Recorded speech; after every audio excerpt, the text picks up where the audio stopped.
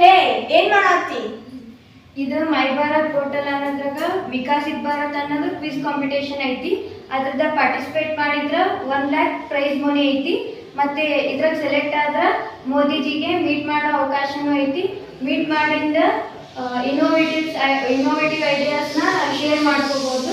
ಇದನ್ನ ನೀನು ರಿಜಿಸ್ಟರ್ ಮಾಡು, ಯೂಸ್ ಮಾಡು. ಅದ್ ಹೇಗೆ? ಈ ಸ್ಕ್ಯಾನರ್ ಇಂದ ರಿಜಿಸ್ಟರ್ ಆಗು ಮತ್ತೆ ಇದ್ರ ಪಾರ್ಟಿಸಿಪೇಟ್ ಮಾಡು. ಓಕೆ. ನೀವು ರಿಜಿಸ್ಟರ್ ಮಾಡಿ ಪಾರ್ಟಿಸಿಪೇಟ್ ಮಾಡಿ.